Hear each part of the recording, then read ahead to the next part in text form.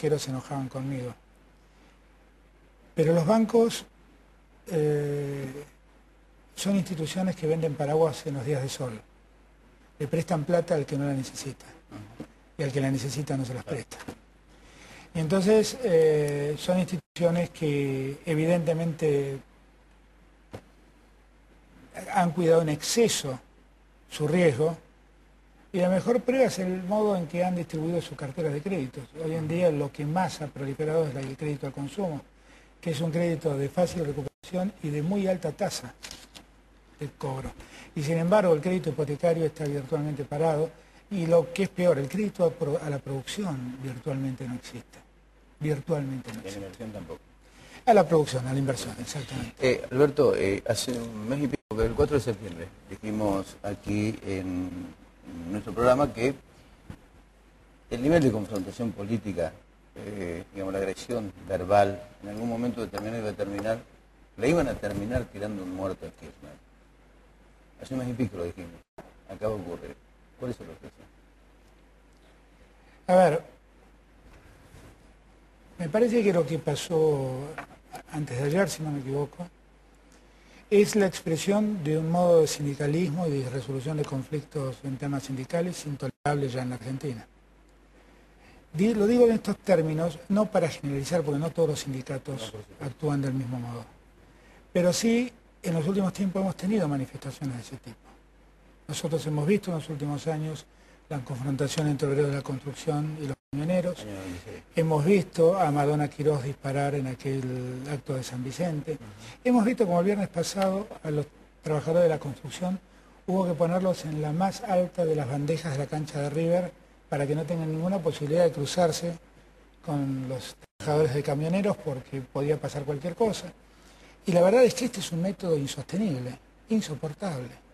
Y que lo incomprensible es que esto ocurra en un país que tanto ha sufrido con la violencia política. Incomprensible. Creo que Moyano, cuando el viernes pasado dijo nosotros queremos que nos tengan respeto y no nos tengan miedo, hoy debe sentirse frustrado, porque con estas cosas al sindicalismo, uno le tiene miedo al sindicalismo cuando ve estas cosas, y la verdad lo que menos le tiene es respeto. Esta es la primera reflexión. La primera reflexión es que el sindicalismo tiene que hacer una profunda autocrítica, tiene que buscar al responsable, tiene que entregarlo a la justicia y tiene de una vez por todas que entender que estos métodos son inadmisibles en la Argentina del presente. Una segunda reflexión tiene que ver con la política. Cuando el hecho ocurrió, vi un enorme esfuerzo de distintos sectores de la política para ver a quién le cargaban el muerto. De uno y otro lado. Exactamente. Estaban los que decían este es un nuevo Costequi Santillán y la responsable de la presidenta, y estaba dentro de las filas del gobierno algunos diputados de la Ciudad de Buenos Aires que tuvieron el tupé de atribuirle responsabilidad a Duhalde, como si aquella idea que alguna vez alguien intentó fijar sobre el Duhalde manejador de la violencia bonaerense tuviera algo que ver en esto. Y me parece que esa es la parte más miserable de la política. Porque la política tenía que darse cuenta que lo que había pasado era gravísimo y tendría que haberse unido para rápidamente exigir la solución del tema. Pero no pasó esto. Lo que se escuchaba era vamos a buscar al autor intelectual, dando a entender que había detrás algún personaje político que tenía que ver con el asunto. Bueno, Bonafini fue muy explícita. Usted sabe que yo tengo por Eve Bonafini un cariño y un respeto personal enorme, derivado de los años en que Bonafini se animó a hacer lo que muchos de nosotros no hicimos. Entonces siempre le guardaré respeto. Y con ese respeto también marco mis diferencias. No estoy de acuerdo, como no estoy de acuerdo con todo lo que dijo en la Plaza Lavalle la vez pasada, no estoy de acuerdo con lo que está diciendo ahora. Me parece que lo que ha pasado es la expresión de un modo de ejercer la solución del conflicto en el sindicalismo. Y es insostenible, insoportable, y la Argentina debe reaccionar para que esto no vuelva a pasar. Voy a una pregunta un poco personal, pero esencialmente política.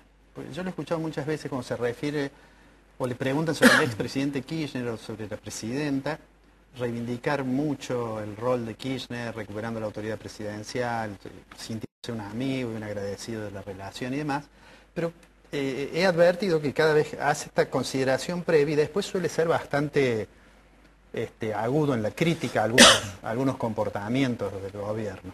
Y veía ahora, me parece que fue antes de ayer, que hizo una referencia laudatoria en relación al gobernador de la provincia de Buenos Aires, a Scioli. ¿Cómo que podría ser eventualmente un candidato a presidente? Bueno, los medios a veces exageran y dicen, bueno, Scioli lo incorporó a Fernández, pero digo, esta referencia, digo, ¿cómo se compatibiliza? Uno, al menos desde acá, tiene la sensación que Scioli es muy dependiente del expresidente Kirchner. Y entonces como que no cierra que pueda ser eventualmente una alternativa. A ver, algunas reflexiones al respecto. Yo hace mucho tiempo, efectivamente yo creo que Kirchner fue el mejor presidente que la democracia ha tenido. Fue un presidente audaz que sacó al país de un pozo enorme, trabajó con un tesón y una dedicación increíble. Creo también que tuvo muchas dificultades para encontrar su lugar en el escenario de la política cuando dejó de ser presidente. Y me parece que en esa búsqueda cometió muchos errores. Y lo dice alguien que marca esos errores desde el pesar de descubrir el error, no desde la satisfacción. Yo no soy parte de la oposición que se vanagloria o se jacta de los errores del gobierno. Soy alguien que sufre los errores del gobierno porque lo quisiera ver triunfar al gobierno. Ahora, cuando Kirchner me invitó a mí a ser parte de este proyecto, creo que debo haber sido el primero al que invitó, me acuerdo que tenía una idea fija, que era terminar con el discurso único que imperaba en los años 90. Y lo que yo más lamento del presente es que el discurso único lo hemos puesto nosotros ahora. Y los discursos únicos son malos por ser discursos únicos, no por el contenido ideológico del discurso único. El discurso único es malo porque priva el debate. Y lo que yo más reclamo es un debate. Hace mucho tiempo, como parte de ese debate, yo vengo planteando que en este proceso que se inició el 25 de mayo del año 2003, es necesario hacer un recambio generacional y buscar una generación que termine con la lógica confrontativa y se anima a construir un país en democracia y buscando consensos. Y he mencionado muchas veces gente que está preparada para eso. He mencionado a Urtubey, he mencionado a Scioli. Algunos me preguntaban si podía ser yo y dije, y tal vez podría ser yo.